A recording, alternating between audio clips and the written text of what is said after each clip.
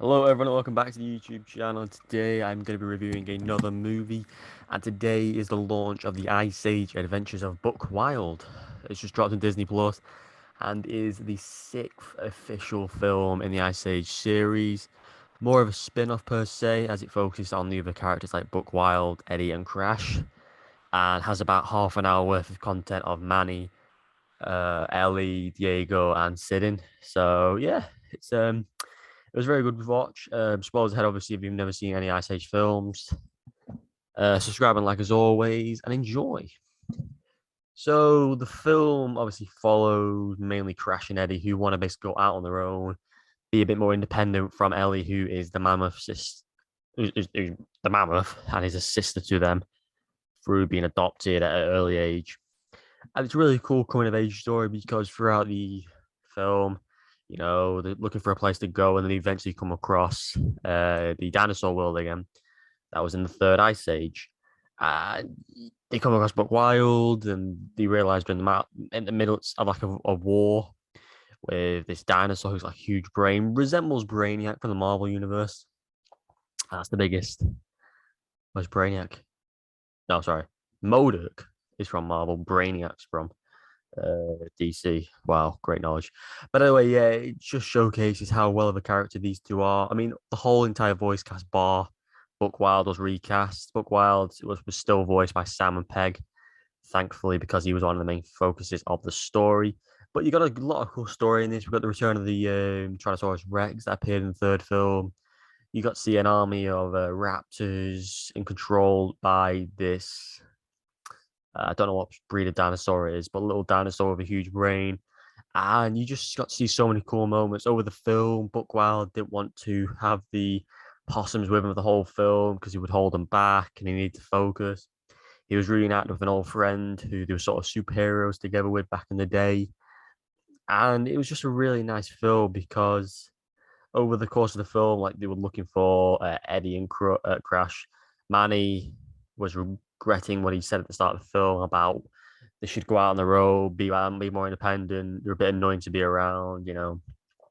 But they grew to understand them and sort of respect their decision to go on the road.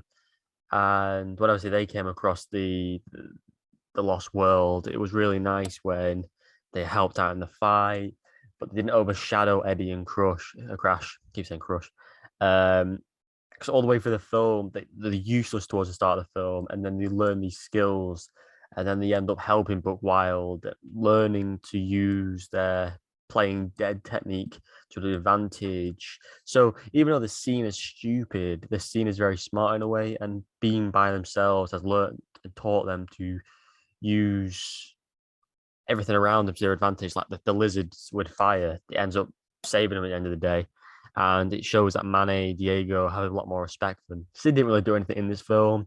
Ellie, obviously, I love that her relationship with the two possums. And it was really cool to see Buck Wild and his friend become closer. I think her name is V. I want to call her V or Z. Their relationship became very good towards the end of the film, and I was always expecting the rest of them because three of their crew members got killed off, and I always thought they were going to rock up at some point, but they decided to bring the core cast back at the end of the film and team up with the dinosaur against the raptors and the other dinosaur, the villainous dinosaur, and it was such a really well crafted film and definitely one of the best Ice Age films. I think it's not as good as the first two, maybe better than the first one. I don't know. I just love the whole dynamics of being in the dinosaur world, and the animation was fantastic. It was a really put together story with comedy, um, and it was really good to highlight other characters within this universe. To have an hour and 20 minutes basically focused on the two possums and Buck Wild, characters that weren't really appreciated in Dawn of the Dinosaurs, is really good and really amazing to see. And the fact that they stay with Buck Wild at the end, saying goodbye to Ellie, showcase to me we're probably gonna have another film in the underworld or the Lost World. And I'm hoping we get more films from Manny and the rest of them. Obviously, a huge issue with the franchise now is in I think Collision Course was the fifth one. I think because Continental Drift was the fourth one. Ellie and Manny had a daughter, Peaches, and she was not in this film. She was written out for some reason. I don't know why, for whatever reason, but she was not in this film, and it makes no sense. But I don't. We don't really know where this is set. Is it set before the fourth one? I don't know. But yeah, a very good film. Highly recommend. And it was definitely more enjoyable than Collision Course and Continental Drift, and might be on bar with Dawn of the Dinosaurs. I can't really remember much of it as it's been a very long time since I've seen it.